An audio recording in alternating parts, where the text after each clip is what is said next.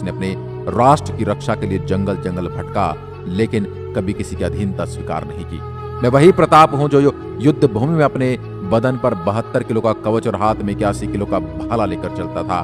मेरी 2 तलवारों का वजन 208 किलो था। मेरी लंबाई 7 फीट और वजन 110 किलोग्राम था। मेरा जन्म 9 मई 1540 को कुंभलगढ़ में हुआ था। मेरी माँ का नाम जयवंता बाई और पिता का नाम राणा उदय सिंह था। मेरे 23 छोटे भाई और 2 बहनें थी। मेरा जन्म हुआ तब दिल्ली पर मुगलों का शासन हुआ करता था और मुगल शासक अकबर ने चित्तौड़ को चारों तरफ से घेर लिया था। तो मेरे पिता उदय सिंह ने अकबर से लड़ने की बजाय चित्तौड़ को परिवार सहित छोड़कर उदयपुर आना चुना था और चित्तौड़ का कार्यभार मेड़ता के राजा जयमल और आमेट के पत्ता के हाथ में दे दिया था, जिसका मैंने विरोध किया, लेकिन उसका कोई फायदा नहीं हुआ। अकबर ने मेड़ता पर अपना आधिपत्य 1562 में ही जमा लिया और साथ ही अकबर चित्तौड़ पर भी आक्रमण करने आ पहुंचा। जब अकबर को पता चला कि किले में राणा उदय सिंह नहीं है, तो उसने जयमल को एक संदेश भिजवाया कि आपको मेड़ता का राज वापस कर दिया जाएगा, आप चित्तौड़ को हमें देकर अपने राज्य में वापस चले जाओ।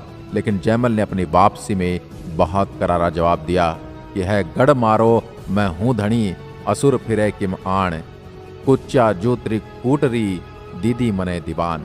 यानी कि ये गढ़ मेरा है और एकलिंगजिंग के दीवान मेवाड़ के राजा किले की चाबी मुझे देकर गए हैं, इसलिए जब तक मैं जिंदा हूं किले को कोई दुश्मन अंदर नहीं आ सकता। इसके बाद अकबर ने उनको थोड़ा और लालच दिया कि मेड़ता के साथ आपको नागौर भी देने के लिए तैयार हूं, आप चित्तौड़ छोड़कर चले जाओ। पर इस पर जयमल ने जवाब दिया कि भूख न मिटे मेड़ तो और न मिटे नागौर, रजवट भूख अनोखड़ी मरिया मिटे चित्तौड़।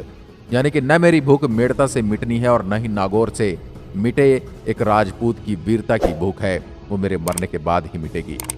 इसके बाद अकबर के पास कोई विकल्प नहीं बचा और लगातार अपनी तोपों से चित्तौड़ पर आक्रमण करने लगा। और वो दिन में चित्तौड़ की दीवार तोड़ता, लेकिन रात में जयमल उस दीवार को वापस चुनवा देते। एक रात को जब जयमल वापस दीवार को चुनवा रहे थे, तब अकबर ने देख लिया और अपनी संग्राम नामक बंदूक से जयमल को गोली मार दी, जिससे जयमल घायल हो गए। और उसके बाद अकबर चित्तौड़ पर आक्रमण कर देता है, जिसके बाद जयमल के पास केसरिया और जौहर करने के अलावा कुछ बचता नहीं है, क्योंकि किले में खान पान के लिए कुछ बचा नहीं था और बाहर अकबर डेरा डालकर बैठा था। उस समय फूल कुंवर के नेतृत्व में जौहर किया गया कि पत्ता चुंडावत की पत्नी थी और जयमल की बहन थी। इसके साथ ही पत्ता की मां ने भी जौहर किया। जब 23 फरवरी 1568 की रात की एक ज्वाला किले से उठती हुई 13,000 रानियों ने अपने छोटे छोटे बच्चों के साथ जौहर किया। इन आग की लपटों को देखकर अकबर के सिपहसालार समझ गए जौहर की आग है और राजपूत केसरिया करने के लिए तैयार हैं। अब पुरुष सर पर केसरिया पगड़ी बांध कर लड़ने को तैयार हो गए। जयमल रोने लग गए कि मैं कितना बदनसीब हूं, घायल अवस्था में होने की वजह से मैं लड़ाई में भाग नहीं ले सकता। लेकिन उनकी इस व्यथा को देखकर एक सैनिक आगे आया, जिसका नाम था कल्लाजी राठौड़। उन्होंने कहा कि आप मेरे कंधे पर बैठकर युद्ध लड़ें। इस तरह जयमल भी युद्ध के मैदान में उतरे और कल्लाजी के कंधे पर बैठकर युद्ध लड़े। इसी वजह से कल्लाजी राठौड़ को 4 हाथों का देवता कहा जाता है। जयमल और पत्ता इस युद्ध में काफी बहादुरी से लड़े और वीरगति को प्राप्त हुए। उस दिन मेवाड़ के वीरों ने ऐसी वीरता दिखाई कि महज 8,000 सैनिकों द्वारा 48,000 मुगल सेना को काट दिया गया। अकबर ने किले पर कब्जा तो कर लिया, लेकिन सिवाय राख के उसके हाथ कुछ न लगा। और इस युद्ध के बाद अकबर को किले में कुछ नहीं मिला, तो उसने बहुत बड़ा नरसंहार किया, जिसने उसे 30,000 मासूमों को गाजर मूली की तरह कटवा दिया और उनकी मीनारें चिनवा दी। चित्तौड़ पर 2 ही बड़े नरसंहार हुए, जिसमें एक खिलजी ने किया और दूसरा अकबर ने। इस युद्ध में जयमल और पत्ता मरने के बाद भी अमर हो गए और किसी दूसरे किले के लिए इस तरह मिटने की गाथा भी आप राजस्थान के सिवा कहीं सुन नहीं पाएंगे। जयमल और पत्ता की बहादुरी से अकबर अति प्रभावित हुआ और बाद में उसने जयमल और पत्ता की मूर्तियां अपने आगरा के किले में बनवाई, जिसके बाद में अंग्रेजों ने तोड़ दिया। चित्तौड़ से गिरवा की पहाड़ियों में जाने के बाद गोगुंदा की मेवाड़ की नई राजधानी बनाई गई। 1568 में मेरे पिता राणा उदय सिंह की मृत्यु हो गई, लेकिन उनके मरने से पहले उनकी प्रिय रानी धीर भाई मरने से पहले उनके बेटे जगमाल को राजा घोषित करवा देती हैं। मेवाड़ में एक प्रथा थी कि जब भी किसी राजा की मृत्यु होती थी तो उत्तराधिकारी उसका अंतिम संस्कार में भाग नहीं लेता था, क्योंकि गद्दी तो कभी खाली नहीं रहती। सभी मुझे पिता के अंतिम संस्कार में देखकर हैरान थे और मुझे अंतिम संस्कार में देखकर मेरे ननिहाल से मान सिंह सोनगिरा ने आवाज उठाई कि प्रताप को राजा किस हिसाब से नहीं बनाया गया। मेवाड़ पर लगातार आक्रमणों के चलते प्रताप के अतिरिक्त शक्तिशाली राजा कोई हो ही नहीं सकता। उस समय राजा के राज तिलक का अधिकार सलम्बुर के सामंत के पास था। तो मान सिंह ने सलुम्बर के तत्कालीन सामंत कृष्णदास जी चुंदावट से सहमति पूछते हैं तो वह भी मेरे लिए सहमति देते हैं।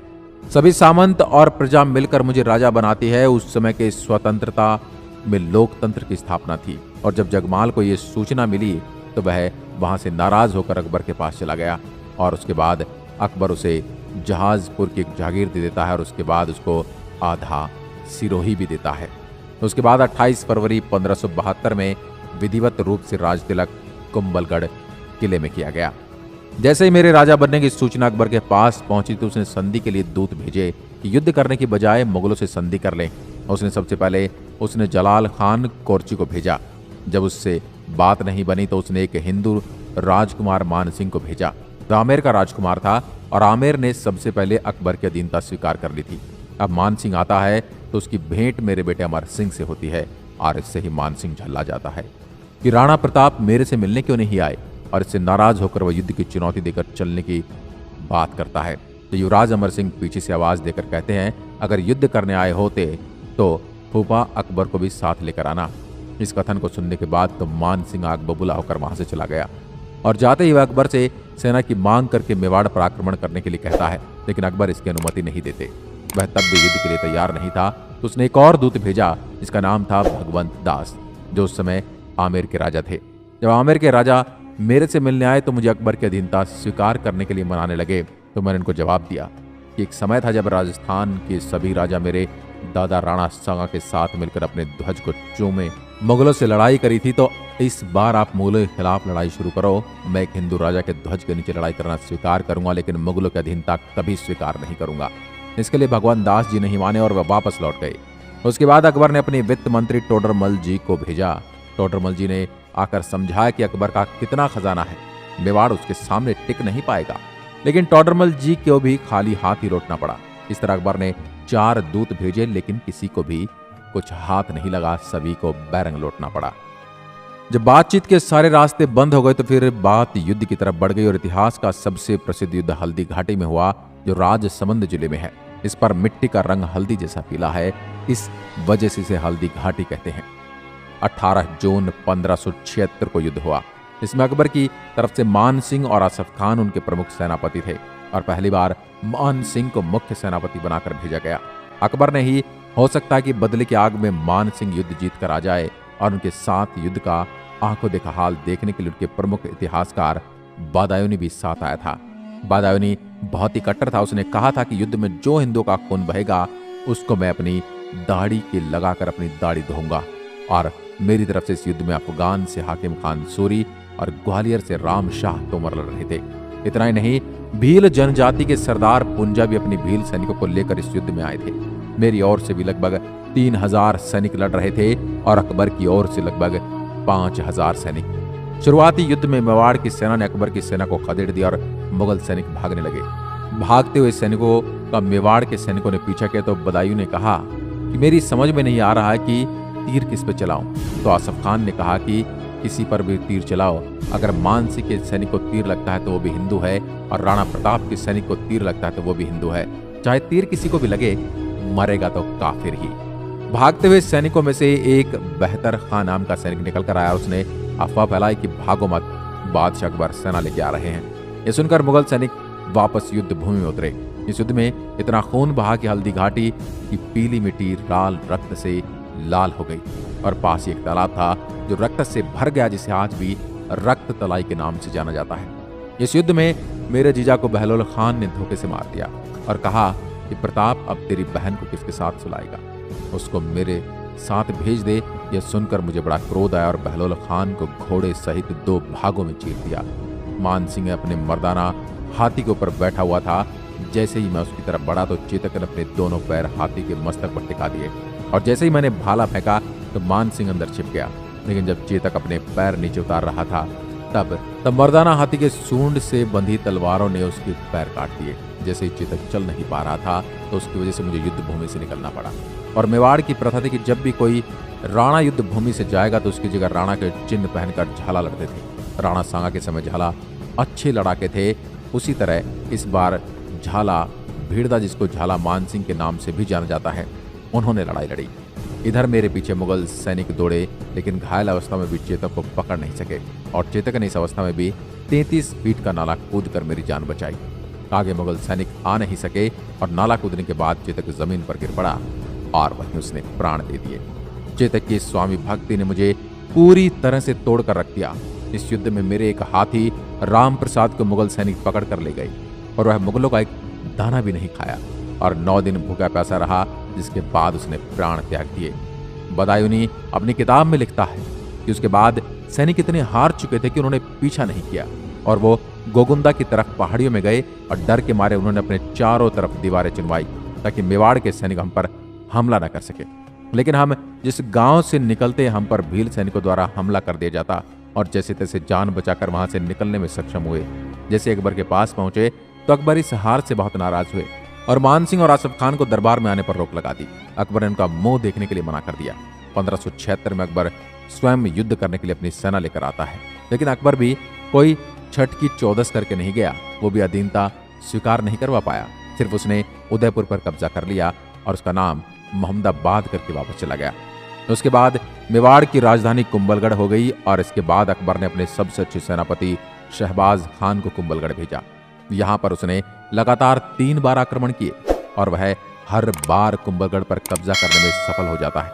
उसके बाद मुझे यहाँ से निकलना पड़ता है क्योंकि मेवाड़ लगातार युद्ध की मार झेल रहा था, जिससे आर्थिक स्थिति काफी बिगड़ चुकी थी और मैं यहाँ से निकलकर आर्थिक मदद के लिए ईडर की तरफ जा रहा था और वहां एक गांव पड़ता है चूलिया। यहीं पर मेरी भेंट एक सेठ से जिसका नाम था भामा शाह और उसने उस समय अपनी सारी संपत्ति मेरे को दे दी थी। उस समय उन्होंने इतनी संपत्ति दी थी कि 15,000 की फौज 12 साल तक आसानी से अपना भरण पोषण कर सकती थी। उन्होंने 25 लाख रुपए नगद और 20 लाख सोने की अशर्फियां ला कर दी थी।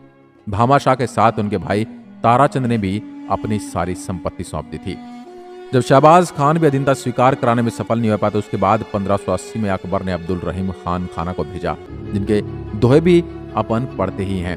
रहीम जी ने एक भी आक्रमण नहीं किया और अपना कैंप लगाकर यही शिकार खेलते और ऐसे ही अपना समय व्यतीत कर रहे थे। इतने में एक दिन अमर सिंह रहीम जी के कैंपस में जा पहुंचे और रहीम को आवाज दी। रहीम जी नहीं थे, सिर्फ महिलाएं वहां थी। रहीम जी शिकार खेल गए थे तो अमर सिंह ने सारी महिलाओं को बंदी बना लिया।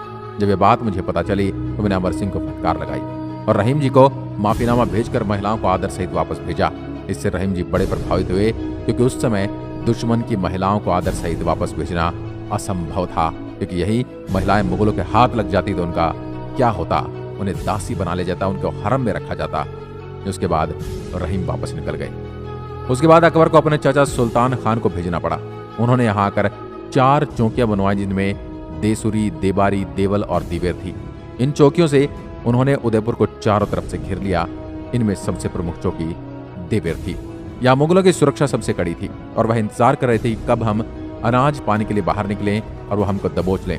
लेकिन हमने 1582 कुछ ही सैनिकों के साथ लेकर उनकी सबसे प्रमुख चौकी दिवेर पर अचानक से हमला कर दिया और सुल्तान खान समेत पूरी चौकी को उखाड़ कर रख दिया। यह युद्ध अमर सिंह की वजह से भी याद किया जाएगा। उसने ऐसा भाला मारा कि उसने सुल्तान खान और घोड़े को पार करके जमीन में धंस गया। इस युद्ध में अमर सिंह काफी बहादुरी से लड़ा। जेम्स टॉड ने इस युद्ध को मेवाड़ का मैराथन कहा। इस युद्ध में हमारी विजय हुई और मुगल सेना नायक समेत पूरी मुगल सेना का खात्मा कर दिया गया। इसके बाद अकबर ने फिर 1585 में मान सिंह के चाचा जगन्नाथ कछवाहा को युद्ध के लिए भेजा। यह अकबर की तरफ से अंतिम आक्रमण था। इसके बाद अकबर ने कोई आक्रमण नहीं किए, लेकिन इससे मेरे को गुस्सा आया और मैंने आमेर पर आक्रमण कर दिया। उनका एक व्यापारिक केंद्र हुआ करता था मालपुरा, जिस पर मेवाड़ का कब्जा हो गया और वहीं एक झालरा तालाब का निर्माण किया गया और एक नीलकंठ महादेव के मंदिर का भी निर्माण करवाया गया। जब आक्रमण होने बंद हो गए उसके बाद मेवाड़ की नई राजधानी चावड़ बनाई गई और वहां पर चामुंडा माता के मंदिर का निर्माण करवाया और यहाँ पर महल और बावड़ियों का भी निर्माण करवाया गया। और चावड़ से ही मेवाड़ की चित्रकला की शुरुआत हुई और सबसे मशहूर चित्रकार था, उसका नाम था नसीरुद्दीन। उसके बाद अकबर ने मेवाड़ के जिस जिस जगह पर अपना कब्जा किया था वो वापस लिए गए। सिर्फ 2 किले वापस नहीं ले पाए, जिसमें एक था चित्तौड़गढ़ और दूसरा था मांडलगढ़। इन 2 किलों को छोड़कर संपूर्ण मेवाड़ को वापस जीत लिया गया और 19 जनवरी 1597 को ही मैंने चावड़ के अंदर अंतिम सांस ली। और यह समाचार सुनकर कहते हैं अकबर के आंखों में भी आंसू आ गए। दोस्तों, तो यह थी प्रातः स्मरणीय महाराणा प्रताप की जीवन गाथा। हम तो उनके बारे में क्या ही कुछ बोलें, वो अपने आप में एक महान योद्धा हैं। अपने समाज में कई भ्रांतियां चली आ रही हैं और अपने इतिहास ने महाराणा प्रताप को सिर्फ एक योद्धा बनाकर रख दिया है, जबकि वो योद्धा होने के साथ साथ नैतिक गुणों के भी धनी थे। महाराणा प्रताप के साथ भील राणा पुंजा लड़े थे और उनके साथ ही बैठते उठते थे। मेवाड़ की रक्षा सिर्फ राजपूतों ने नहीं, उसमें हर समाज का योगदान रहा, हर समाज ने हिस्सा लिया। भील जनजाति के साथ राणा का व्यवहार दर्शाता है कि महाराणा प्रताप छुआछूत जैसी कुप्रथा को नहीं मानते थे। राणा प्रताप ने आमेर के राजा को उनके झंडे के नीचे लड़ने के लिए बोला, यह उनकी देशभक्ति और संगठित करने की खूबी को दर्शाता है। रहीम की स्त्री को उन्होंने माफीनामे के साथ वापस लौटा दिया। यह उनकी महिलाओं के प्रति आदर भाव को दर्शाता है। उनके साथ हल्दी घाटी में हाकिम खान सूरी लड़े। उनके दरबार में चित्रकार थे नसीरुद्दीन, जो ये दर्शाता कि महाराणा प्रताप सेकुलर राजा नहीं थे, वह सबका सम्मान करते थे। लेकिन हमारे इतिहास ने ये सब हमारे सामने लाया। हमारे इतिहास में तो ये भी बताया गया कि प्रताप हल्दी घाटी का युद्ध हार गए। अगर मान सिंह वह युद्ध जीत जाता तो अकबर उसे अपने दरबार में से क्यों निकालता? ये एक सोचने का विषय है। लेकिन यह एक बहुत बड़ी विडंबना है कि इतिहास को हमारे सामने तरोड़ मरोड़ कर प्रस्तुत किया गया और हमारे ही इतिहास को हमारे विरुद्ध एक षड्यंत्र की तरह प्रस्तुत किया गया। दोस्तों, आपको महाराणा प्रताप के सम्मान में क्या विचार है, हमें कमेंट में लिखकर जरूर बताएं और अपने 2 शब्द उनके सम्मान में अवश्य लिखें। धन्यवाद। जय हिंद, जय प्रताप, जय मेवाड़।